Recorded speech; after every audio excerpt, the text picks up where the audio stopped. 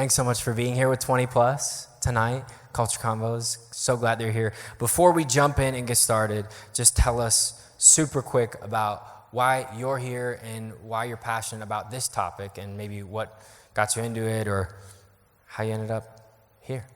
I'm Detra. I have been a mental health therapist for about 13 years. I moved here almost 2 years ago from Arkansas.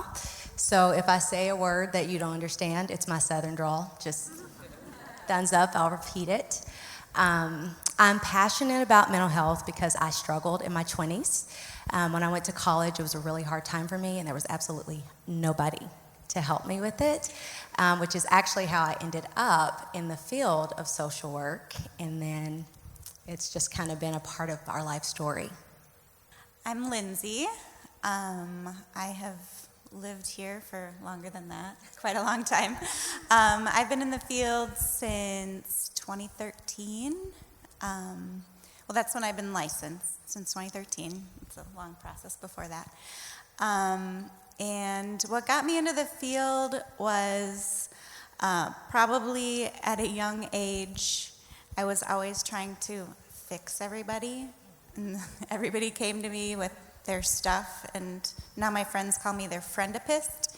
But just as I went through my life, I feel like I experienced a lot of different things that other people around me weren't experiencing, weren't struggling with, weren't having to go through. And I'm like, wow, this is so unfair. Like, why do I have to deal with all this? But God is super cool in the way that he brings us through different things in our lives so that we're more equipped, even on a personal level, rather than a professional level, to really meet people where they're at. And so then after some circumstances in my life, I'm like, I'm going to go back, get my master's, and this is what I'm going to do. So God really set it up. That's awesome. Now, mental health, I feel like, is a broad topic. And it's like anything that goes wrong in your life that's not physical, it's like, oh, that's mental health, you know. And there's some stigmas around mental health. There's some, wrong assumptions about mental health. For you guys, when you think about the topic, being people who work in this field often, and you're dealing with people who are having things where could be very minor issues or very, very serious issues, how would you, as we prepare this conversation, how would you, what barriers or what boundaries would you put to say, this is kind of what mental health is, maybe this is what it isn't, or any stigma around mental health? Yeah, so the way that I think of mental health is it's your psychological, your social, emotional well-being. So anything that falls in there. And I think the stigma around mental health is crazy. We've heard titles. We kind of use them loosely sometimes. But mental health is a human issue. Every single human on the face of the planet has emotional health. They have emotional struggles. And so it's not just for one category of people. It's a human issue. And I think when we think of mental health, if we can think of it as a whole and not as the stereotypes that we see on TV or the extreme cases, but really just more the healthy management of how we feel and how we interact and how we go through our day to day, that is our mental health. So I think how I like to explain mental health to clients or whoever is you have physical health, so your body, you do things that are good for your body to get it to be in good health. And we have to do those same things for our mental health. So a lot of physical things that we experience can affect our mental health, and a lot of our mental problems can affect our physical health. Like, it's all connected. So learning how to prioritize your mental health habits, like healthy mental health habits, is just as important as learning how to prioritize your physical health habits. And we don't learn that like we do about our physical health, I think. Totally. On that point, when you think about the inflows of your physical health, to give us kind of a baseline, obviously you have, getting exercise and eating right and not having a bunch of stress, all those types of things. When you think about some of the big buckets of mental health, to say, okay, what are the things that we should be focused on in the area of mental health that are maybe those buckets that we're, like you said, we're not taught about it. Many of us, here in the age range where we're trying to figure out, like, what do I do with my life? There's serious things. Many of us either just moved out of the house or been out for a while. You're getting your own place. You're settling in, and it's like everything seems to go wrong at one time, and it's like you don't even have time to focus on the positive because it's like so negative. But what are some of those areas that you see that are things that maybe we should start focusing on? So I think that's another big question.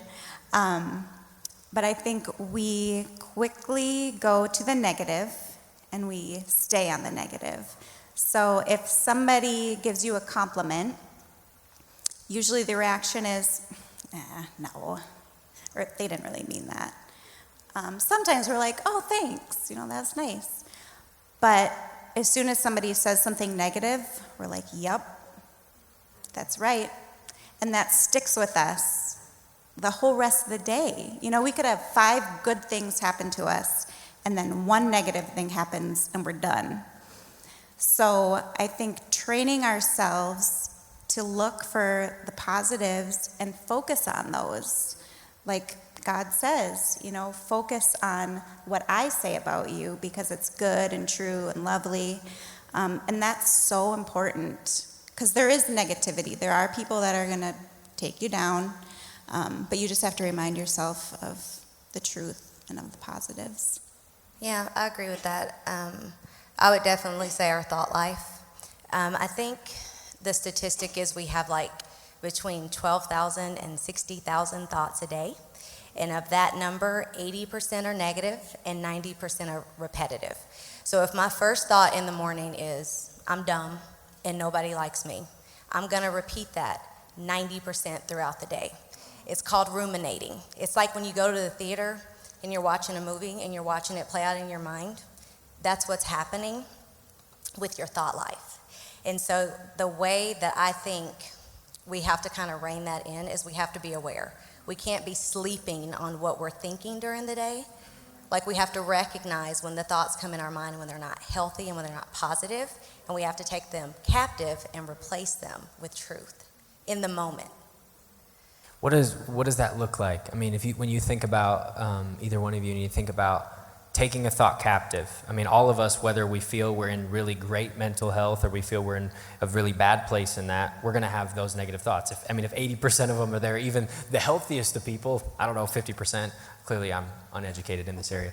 But what would you say is like a way that you would maybe talk to somebody who's dealing with that to say, I can't get out of this repetitive cycle? Because what I see, even in pastoring often is people struggle with the same sin. People struggle with the same issues. And that repetitiveness comes in their whole life. And like you said, it's all connected.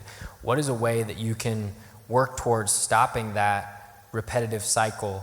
Of course, that's another big question, a big challenge. But what are maybe some ways that we can combat that? The first thing I always suggest to clients is writing it down. You would be amazed at what thoughts are actually in your head when you put them on paper. Because when they're in your mind, they're familiar to you because they're your thoughts. But when you can take them out of your head and put them on paper and look at it, you go, that's what I was thinking, that's what I was saying about myself. And it's almost like an accountability. And so as you recognize when you see it on paper, the next time you think it, you catch it more quickly. It's not an immediate, but it is a habit, it's a discipline, the same way that you maybe work out and you eat healthy.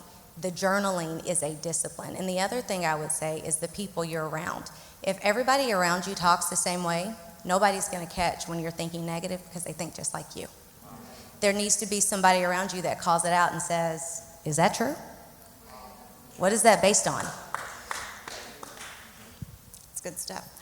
I think another important tool that goes right along with that is check the facts. So I just had a client today say, it feels like all my friends are turning on me. Even when I walked into work, everybody looked at me weird. And I think people don't like me. And I'm like, well, what's your evidence? And she's like, well, they, instead of saying, hey, how are you? They were like, hi. And I said, was anything else going on in that moment when you walked in? And she gave me this whole story about a big thing that had just happened right before she walked in. And I'm like, well, they were busy. They were preoccupied. So check the facts. See what is the evidence to support what you're saying about yourself or what you are assuming other people are thinking about you. So try to move out of emotion, like the emotion mind. Try to find some facts and reason and find a balance in your thinking. So that's so interesting because I don't know about you guys, maybe I'm the only person that has this, but there's certain points in my life where I have these repetitive negative thoughts there's one that literally never stops, and it's from like middle school, and it's the stupidest thing ever, but it's like this thing that I said and somebody gave me a weird look. And I don't know why that stuck with me, but I think about it like all the time, and it wasn't this like a big deal. I didn't feel that in the moment, but like, is there any like science to that or anything about those like thoughts that are just these weird moments of maybe embarrassment or whatever that stick with you that you don't even know why that is? That, again, I don't know what I'm going down, but that's just like, I have these things that I feel like I can't get over. I'm like, why do I keep beating myself up about that stupid issue? Or like, there was a kid, I played football for 1 year, and you guys are laughing. It wasn't a joke, it was a statement. Good night. Wow. So I played football for 1 year. I know why you're laughing. Because my pads were too big. And I got lineman pads. And if you look at me, I'm not a lineman. And the pads were way too big for me. And there's a thing called a girdle. And you wear it so that when you get hit in your hips or your back, like you don't get hurt. And I was pretty skinny. I still am pretty skinny. And my girdle, as we're running through the like tire tracks, the tires, my girdle fell down. And everybody laughed at me. And then as I pick up my girdle, I'm running and everyone's making fun of me. And then we go to the next drill, and it's like you have to run up to somebody and you hit them. And there was a kid, you know those kids in school that were like, they were like in advanced math, but then you had the one kid that's like 7 years ahead. And you're like, okay, we're in like advanced math and you're in like 12th grade math and you're like 8. So that kid played football for 1 year too. And we go to this drill where we go and you have to like hit the other person. And he goes and he hits me, and I get totally demolished by this kid who's essentially the nerdiest kid in class. And so on the bus the next day on the game, people are chanting, his name was Michael, and they said, Logan got trucked by Michael, Logan got trucked by Michael. And I'm like, good God, I'm never gonna make it through life. So with that in mind, how do we overcome those stories of fear and embarrassment and horrifying times that I still am not over? How do we get over those? That was deep. Yeah. So that to me, it's like the time I was in 6th grade walking through the cafeteria with my little tray and my milk and my little biscuit, all happy, and I tripped and the whole thing spilled. It was a trauma. Everybody laughed. And in Psalm, it literally says, there was a tear in the soul. It is speaking to the trauma, the fragment that happens in us when there's a wounding. And so that has to be lifted to the Lord. Like, he's showing you, he's bringing to your remembrance where the fragment, the wounding happened, to go back to him for healing. Because you recognize it, right? You remember it. Your girdle fell, they were laughing, they called you names, they were chanting. There's a tear, there's a wounding there. And that's a moment, it's an invitation from the Holy Spirit for him to heal that in you. So along with trauma, there's small t traumas, which, I mean, I'm sure that was Lindsey, this is huge. Super traumatic. Man, she went deep, clinical. This is deep. I'm not trying to minimize your trauma. So there's small t traumas, but then there's those big T traumas. And sometimes those require professional help to really dig deep and figure out, like, where is that coming from? What is the lie that you're believing about yourself? And what is actually the truth? And how can we replace the lies with the truth? Sometimes, we were talking about this before service, sometimes God will heal those things instantly, just like sometimes he'll heal somebody's broken arm instantly. But sometimes we have to go through the the healing process, through therapy. EMDR, if you guys are looking for trauma therapy, EMDR is a great trauma therapy. Sometimes you have to go through it that way to deal with those big T traumas. How do we know the difference between a little T and a big T trauma? Because at times we can be unsure about, is this deep-rooted in something that happened, or am I just not getting over a small thing? I think if you can pray about it and you feel good about it and you feel like God's delivered you and you can move forward, that's probably a small T trauma.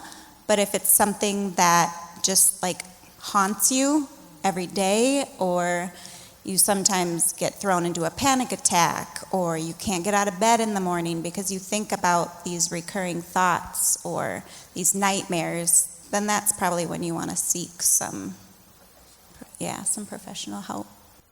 Thinking about professional help in the church, I think there's at times stigmas around, okay, well, professional help is for non-believers, and we pray. And if you can pray, God's going to heal you from any mental illness or any stress or any trauma or anything. Obviously having you guys here, I hope that you would all know that we don't believe that that's true. But how do you see the link between our spiritual walk and our walk in dealing with mental health, being professionals, to where you say we're dealing with people who are Christians and non-Christians? And do you see a difference in people who walk with Jesus? Do you see the breakthrough happen faster, or are there things that we could learn from people in the professional world that maybe the church has not been listening to? So I've been in a secular practice, was how I started, and then I've been in a faith-based practice where the majority of my clients were believers. And I think trauma is trauma and pain is pain. And I think you need both your spiritual formation, your walk with the Lord, and the help of somebody who walks that out with you. Like, there's no shame in that. The Lord puts those people in your life to walk that out with you because they have solutions. I don't think that the healing happens separate from the Lord. I think we need him to be a part of it and to usher us in that process. But there's no shame in having an outside person partner with you in that. Like, it's Holy Spirit and the person together. That's where I feel, but I think there's people who are afraid to maybe seek help. They say, I don't want people to think something about me, that I'm going to a therapist. Or I think in our generation, that stigma is maybe lower than maybe in previous generations, especially in the church. But I still think that that's a real thing. I saw a meme once, and it was like, that's where all my mental health battles are won in 2020. Memes have got me through this year. I don't know about you. But I saw a meme, and it said, baby boomers, I just went to my therapist. And it said, millennials, so I was talking to my therapist the other day. So a little more open. For people who maybe are still afraid to say, I don't know where to go, I don't know what to do, what would you say to somebody that's maybe would love to find that, or they have all these answers, which, I don't want the people to think that I'm crazy, or I don't want people to think this, or I can't afford it, or I can't do this. What would be something that you would say to them? So when people have issues with, like, they don't want to take medication because they think like, I shouldn't need medication, or if I was a strong enough Christian, I should be able to just pray this depression away or this anxiety away. I talk to them about how if you have a physical illness, so let's say you have diabetes, or you have cancer, or any other physical thing that requires medication, like with diabetes or hypertension or whatever it is, you can try diet and exercise to help those things, which will also help your mental health. You can ask God to heal that and take that from you, and maybe He will. But it's the same thing with your mental health. You can pray and ask God to take it away, and you can take medication too. And you're not less of a Christian, and your faith isn't less strong because you need that support. So no shame in that. I think for a lot of people, there's a lot of talk about vaccines, there's a lot of talk about all this stuff, and it's medication has become political, everything's become political. But in that same way of that stigma, like, what would you say to somebody who says, like, maybe that they say that's not the path there for me, or I don't want to do that, or I don't want to get therapy, I don't want to take medication, I don't want to do this. I mean, my initial thought as a pastor is, what led you to get there? Because I think in a physical sense, like, okay, physically, if I got to a really unhealthy place, you'd probably work backwards and say, well, what got you here? Let's start to do those things. For many people, I think that stigma is a personal thing. But for people who maybe aren't there yet, I guess my broad thing is just those who would say, I don't want to get there, if that's the thing. Again, it's not, I think it's 60 or 70% of college students on major college campuses are on medication for anxiety or depression. At the U, I think that was the stat. So, there's a lot of people there. But for those who are saying, that scares me or I'm unsure, like, what would be the things that you'd say to be doing now? Or it might be just, hey, accept that God has given you this tool. Or I know there's ways where, I don't know, and again, I'm so unprofessional. This is like, I'm just like learning so much up here. So I don't know what I'm saying. I just have the microphone. They gave it to me. They might take it away after a certain amount of time. I don't know what my question is, but could you respond in a way that will save the last minute and a half from not being worthless?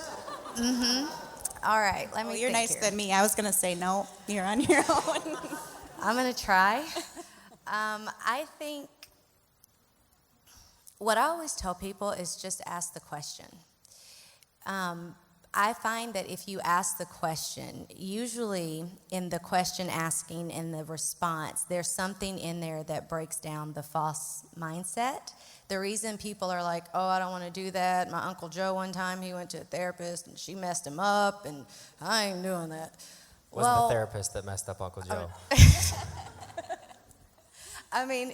It's false teaching. And I think as we ask the question, and as the church, as we foster those conversations, it normalizes it.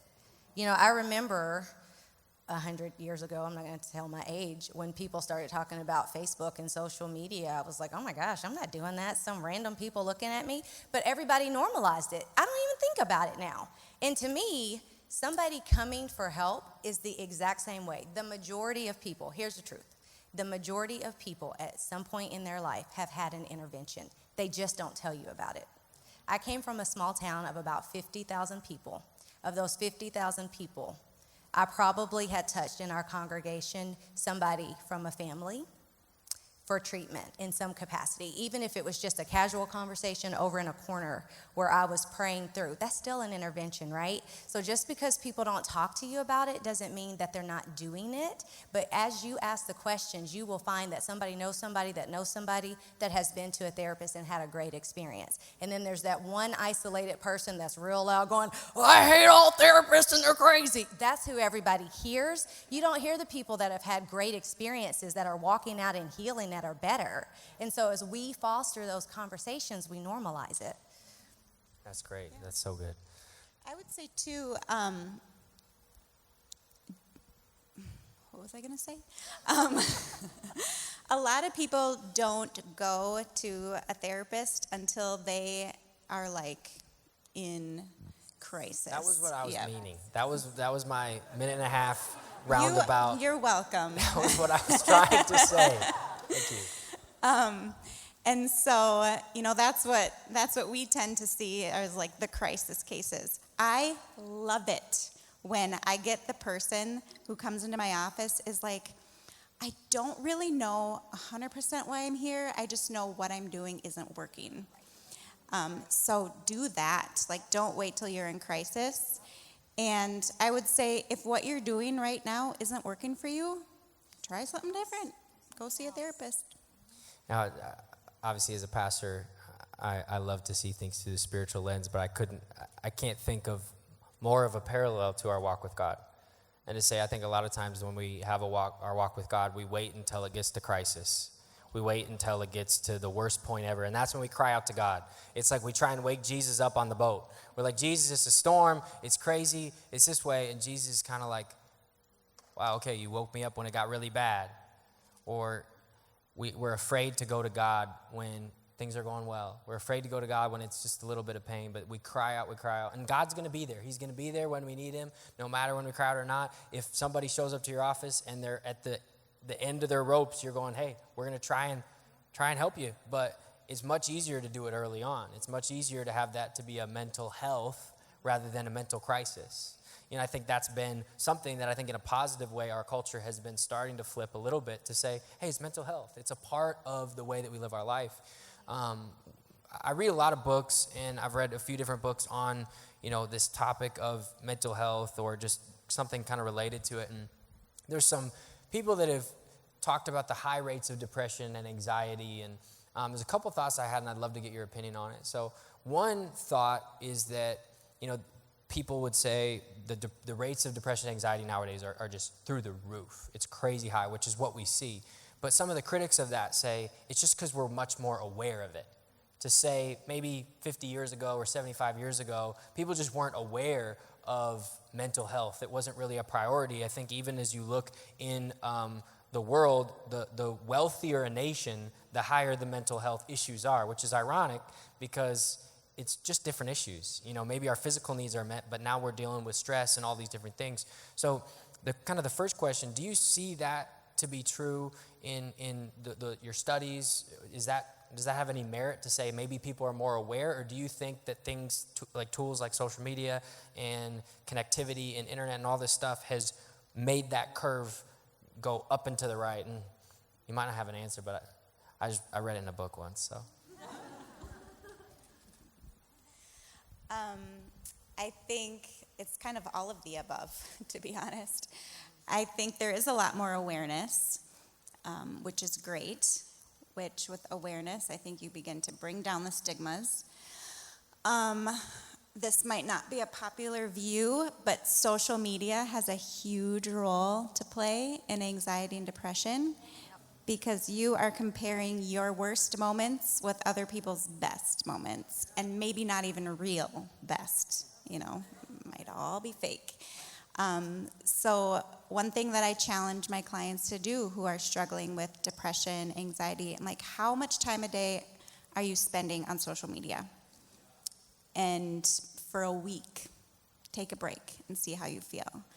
And they're amazed, truly, at you don't realize how much you're comparing yourself to others or wishing you had a different life or whatever the case. And I think another big part of it is how busy our society is. It used to be that you came home, you had, maybe this is going to sound really old. Maybe I'm really old. But you'd come home, there was no cell phones, you guys. So people would come home, there was the one home phone, and if you wanted to call, your mom could creep on you from up in her bedroom phone. So you weren't connected like 24/7 to your phones. You came home, it was quiet, you had dinner with your family, and you shut the world out. And then when you had problems or you were worried about something or you were feeling anxious, you went to your parents. You didn't go to your friend who's the same age struggling with the same stuff.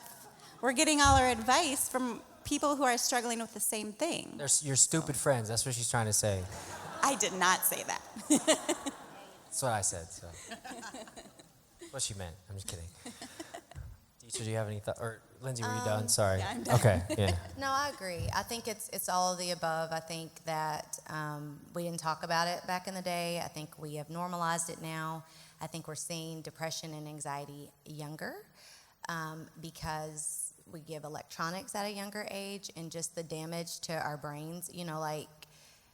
I don't know the average age in here, but the brain is not fully developed in a male until about 23 to 25.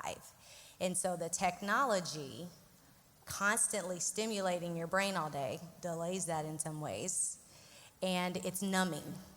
And so when you put your phone down and when you go back out into the real world, there's this flood of emotion that you kind of missed when you had your face in your phone all day, numbing, and then you feel overwhelmed. But it's been there, it's just you were distracted by other people's lives. And so then it feels like, oh my God, what's happening?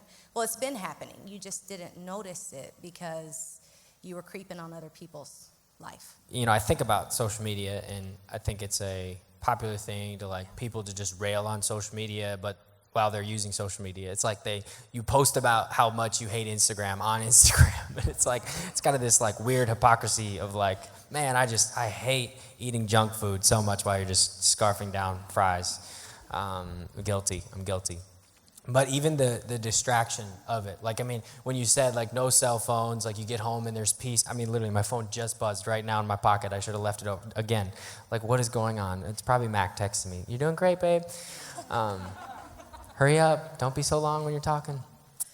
But what do you see like in the way to get over that? I think it's like easier said than done is kind of my thought with like the world that we're in. And obviously you both have kids, and I'm sure they're like, whether it's iPad or the Instagram or whatever it is, they're like, I want to use it.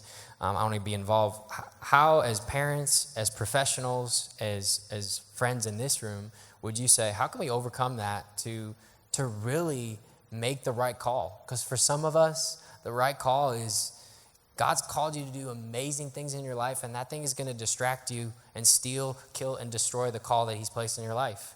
And I think it's hard. I think it's like, what do I got to do to, like, at times I feel like I almost wish that somebody would just take my phone and like throw it in a fountain or something, and it's like, you can't have it for the rest of the day. Or when your phone dies, God forbid, you're out and about and your phone dies and you're like, what am I going to do? But somehow you make it home, somehow you survive, but it's like, we just can't do it. So I don't know if you've seen that with your clients or with your kids, or ways that you could say, how could we get rid of that in our life?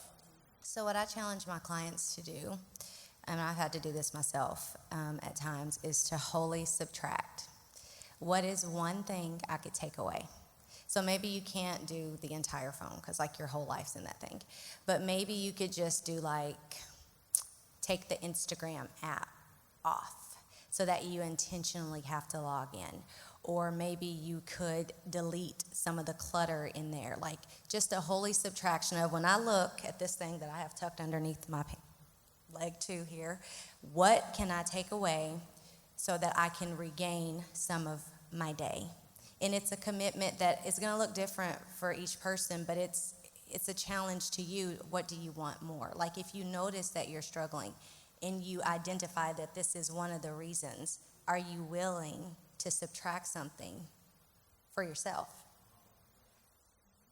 Like, I don't know that anybody can necessarily make you, because at the end of the day, it has to be you that walks it out, right? So it's a commitment you make to yourself. Yeah, and I think setting limits for yourself, like I'm going to let myself look at Instagram for 15 minutes. Set a timer, and when that timer goes off, turn it off. You'll be amazed. It'll feel like 3 seconds. But set limits. You know, you don't have to get rid of your phone altogether. Just find balance. And you'll have to set timers probably. And yeah. I have the app or whatever it is on my iPhone that tracks the time limit. And every single day I just click ignore. It's like, you've reached your time limit on YouTube today. And I'm like, yeah, but it's only 7 a.m. Ignore for the day. I'm working on it, guys. Being vulnerable. So I've one more question, but if there's someone with a question, I'd love to get you there so that we can just jump right in once there. So Brett has a microphone, so he's going to be looking around. So if you have a question, raise your hand. He'll get you the microphone. But my last question is, so I'm reading a book right now. It's called The Coddling of the American Mind. It's a great book. And it talks about how young people especially, specifically college students, we are put in echo chambers where we're in a place where we only get to hear what we believe. And so whenever we hear a contradicting opinion or something that maybe hurts our feelings, we're seeing it right now in the political divide that we're in. We're seeing it now in even the divide in the church at times, which is unfortunate. But it's like anything that someone disagrees with me on, I feel like it's an attack on me, or it's an attack on my character, or an attack on who God made me to be. And I don't feel that that's what God intends for us and for our mental health. And so when you think about maybe if I were a client, or if we were a client of yours, and we say, I feel like things are personal attacks, but maybe it's just something that we disagree with. How would you encourage someone to handle that, to say it's a differing opinion, maybe even someone you love, or maybe even someone you trust, that you go, I can't believe you voted for that person, or I can't believe you said that thing, or I can't believe you posted that on Facebook. And our immediate response is to just get really anxious and type out a response and send it, or to get really angry and to shout in their face, or to get really hurt and just internalize it and beat ourselves up that we must be so wrong. Have you seen victories in that area in your own life or in your clients' lives? So it's the spirit of offense is what it is. And offense is going to happen. People are going to say things that we don't agree with or that maybe hurt our feelings, but how we choose to respond to that is up to us. And so it's an evaluation, and it really does take a being slow to respond. We want to be responders, not reactors. When you're reacting, your emotion is in control. When you're responding, it's an intentional decision. I'm going to say something or I'm not. And that's a discipline thing of just because I think it doesn't give me the right to say it. And do I even need to say it? Maybe they're right. I'm not always right. And I think it's a maturing that has to happen where you don't assume that you're right all the time and you choose not to react. Yeah, if you guys, when you go home at some point, Google thinking errors, you'll find common things that we all think that are not helpful. And one of them is personalizing. We just tend to take things personally, even though it's not meant for us to take. And so one of the things that I tell my clients kindly is remove yourself from the center of the universe. It's not always about you. It's not always an attack on you. And consider that two opposing views can both be true. So both sides can be true on an issue. Wow, that's so true. I feel like that was for me, Lindsey. Appreciate that. Not the center of the universe. Bummed. Would love to jump to questions. I don't know if we have our first question. It's me. It's my brother. How'd they give you the mic? I slipped him a 20. All right. So he's a great guy. Yeah, my name's Connor. I have a question. Wanted to talk about the warning signs of mental health. So there are days that I wake up and I'm having a bad day and I'm feeling sad. There are days that I'll wake up and I'll be anxious or I'm just worried about something, but I don't feel that it's crossed the line into needing to have professional help. What would you say are some of the warning signs where you're like, nope, that's actually creeping into, that's becoming a mental health issue versus, hey, you're just having a bad day or you're just going through a difficult season. It's not actually a crisis. What are some of the warning signs? I would say for me personally, if I wake up and I'm feeling tense, I feel tense in my shoulders, I wake up with a tight jaw, I wake up just worried, I recognize those things as I'm feeling anxious about something. And so I'll go through and think about okay, what is it? What happened yesterday? You kind of do a chain analysis. What happened yesterday? Is there anything there that I went to bed thinking about and it just kind of festered all night and now I'm awake and it's still with me? Or is there something coming up that I'm worried about? And what is that? Can I problem solve that? Do I just have to get through it? And if you can recognize on your own what those things are and feel some relief, like, okay, I know if I go for a run or if I just take some time, I don't run, by the way, but if I go for a power walk and I just take some time to relax and do my crossword puzzles, I like to do crossword puzzles, I know I'm going to be fine. But if it's something that I think you look for patterns. I think when you see like patterns over time that you're like, it's not cutting it. Like this jog or this like time of just my quiet time, it's just not cutting it anymore. That's when you want to maybe talk to somebody and be like, what do you think? I think the other thing I would add to that is, so it's impairment. If you find that the majority of your days, like you're functioning at a lesser capacity, you're not quite finishing tasks, you're isolating, your friends are like, been calling you for 3 days, why haven't you called me back? You guys don't call, what am I talking about? Been texting you for 3 days, why haven't you texted me back? Your appetite is different. You feel just kind of down. That's called impairment because it's impacting the way that you function in other areas of your life. That's a warning sign. Hi, I'm Isaiah.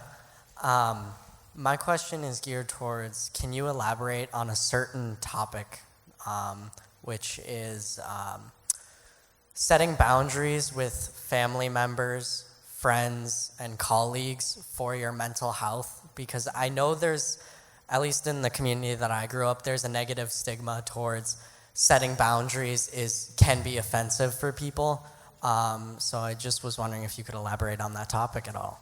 I think one thing that's important to remember when you're setting boundaries is that you are responsible for your emotions and your reactions.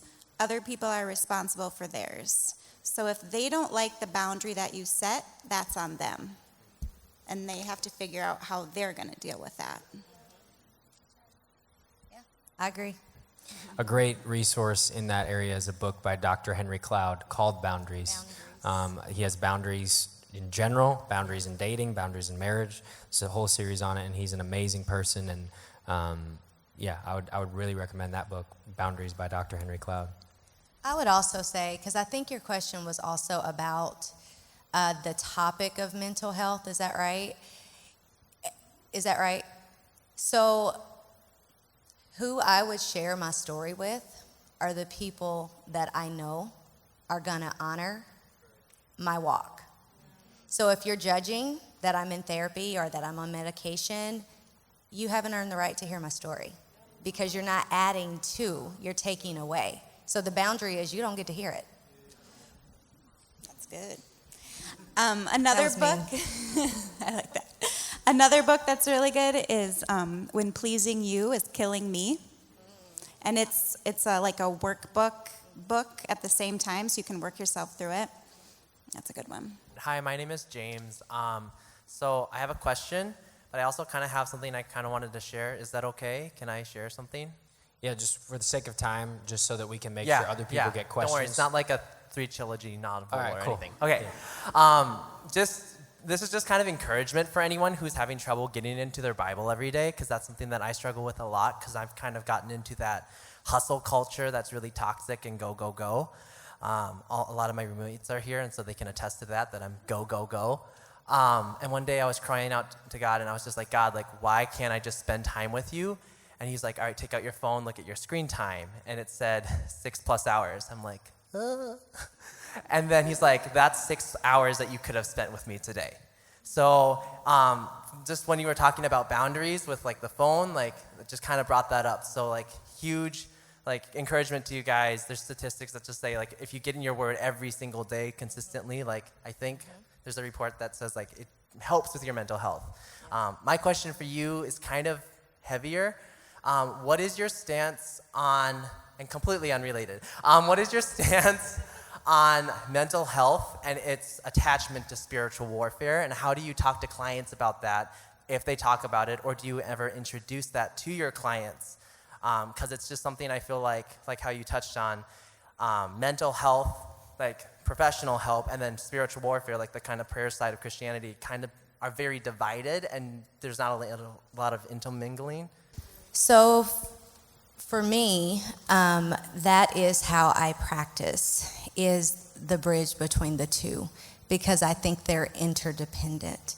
Mental health, emotional struggles, there's a lot of spiritual warfare surrounding that.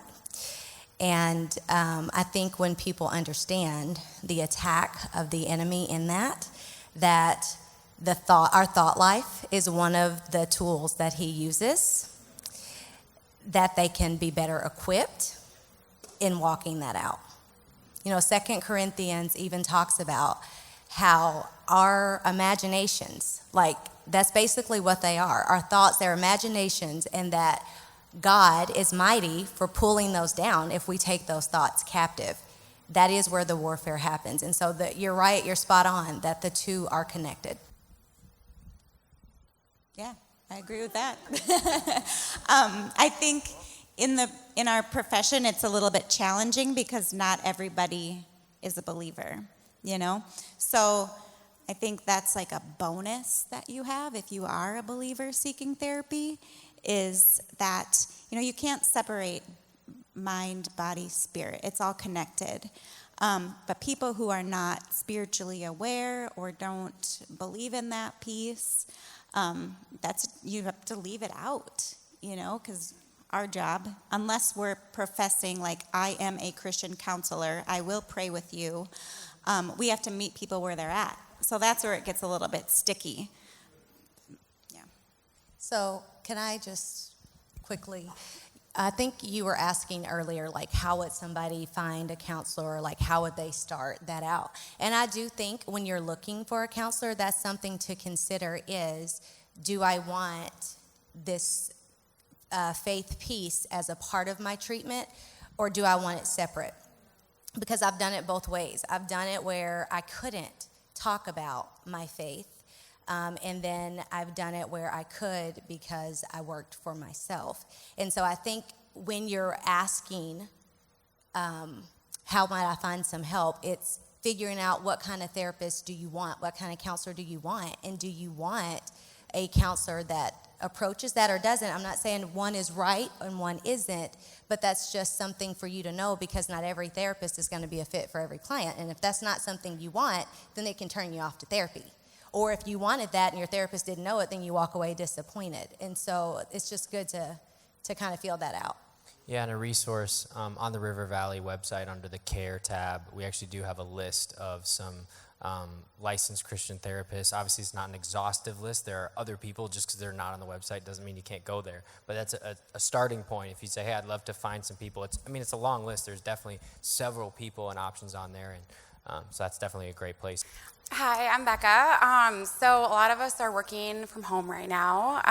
Do you have any recommendations for like coping mechanisms when you just feel like alone and anxious and, there's just a lot going on? So, and you had mentioned like, just like your physical health, if you want to like lose weight or be more fit, you eat better, you go to the gym.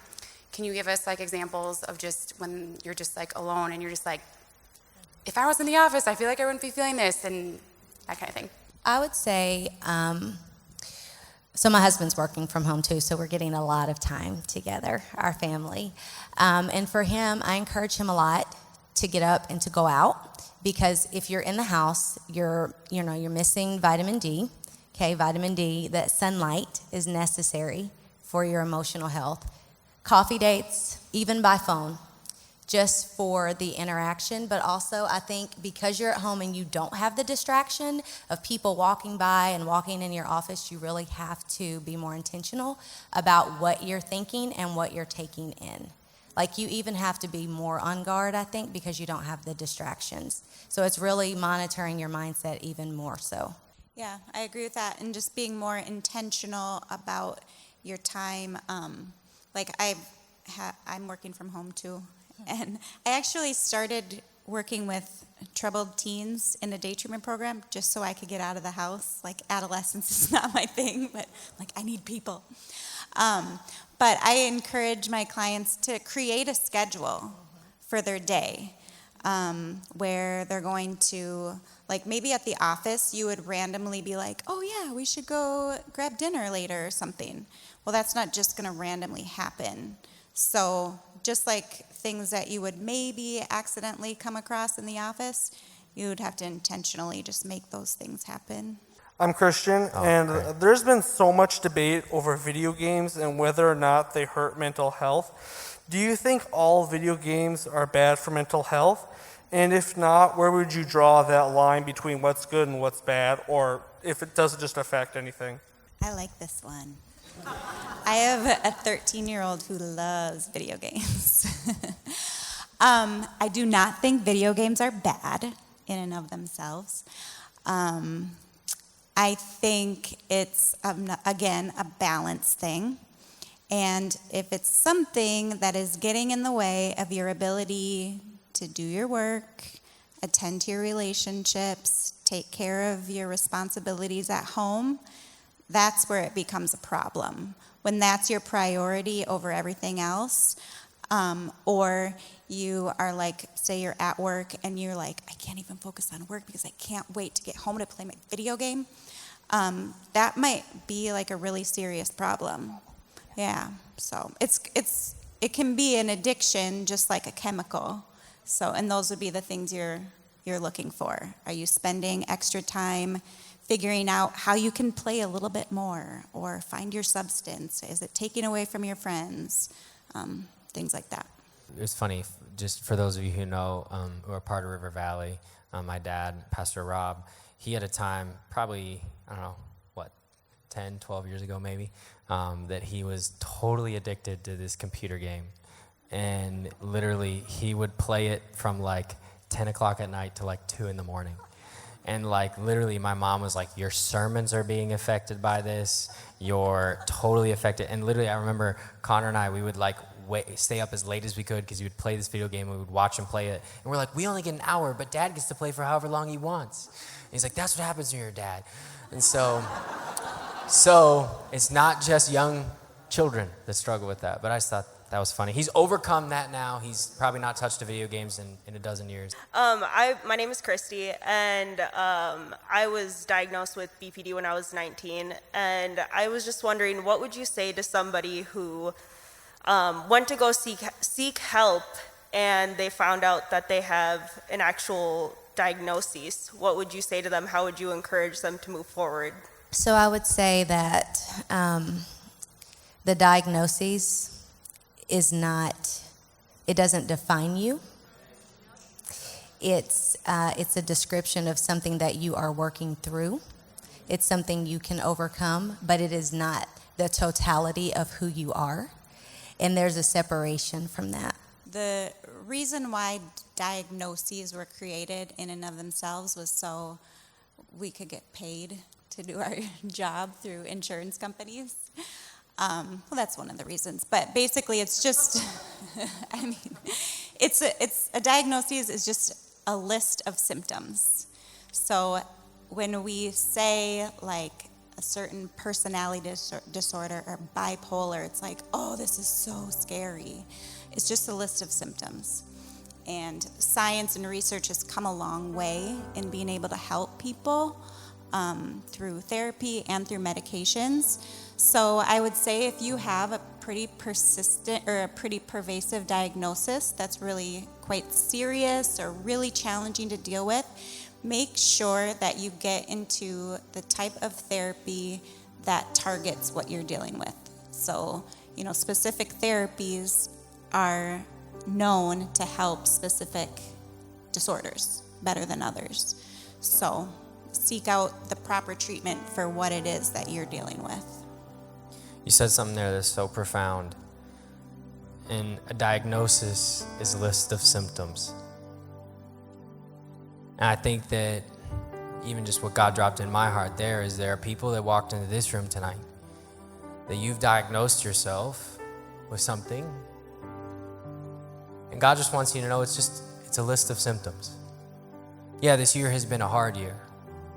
Maybe the most stressful year you've ever had.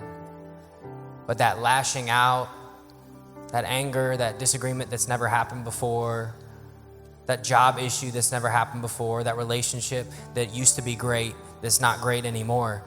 It's because of the symptoms. The symptoms are anxiety from the year, symptoms from fear of the unknown, symptoms from media trying to tell you what to think or what not to think, symptoms of your friends who are not professionals, who don't know what the heck they're talking about, that are telling you this is what you got to do, or this is what you got to take, or this is what you got to do. And God's saying, hey, wait a minute. Those are just symptoms. That's not who you are. You're not done. It's not over. You're not broken beyond repair. God says these are symptoms that can be solved through professional help, be solved through prayer, be solved through healing, be solved through great friends that are going to lift you up, that aren't going to tear you down, that aren't going to beat at your weakness and poke at your pain and twist around over and over again. These are people who want to lift you up and say, hey, I know you're going through a tough time. I know this year's been hard, but God has something better for you. So I'd encourage you that from the notes you hopefully took tonight or watching this later, to say, what can I do to overcome some of those symptoms? What can I do to experience God in a new way? What can I do to maybe write something down and realize maybe my issues weren't as big as I thought they were? I can actually beat this. Or to surround yourself with better people, because you've been around negative people over and over, and maybe that's what's had you in the cycle of your terrible mental health, your circumstances, to maybe step outside and say, God, I want to live new. I want to be renewed. I want to experience peace. And in a moment, I'd love for you guys to each say a prayer over us. And before that, I just want to give you one last thing. If maybe there's something that the Holy Spirit dropped on you during this time, or something that you came in with throughout this week as you were preparing to be here, that you say, this is just one last thought that I'd love to leave you with after, to kind of wrap up our conversation.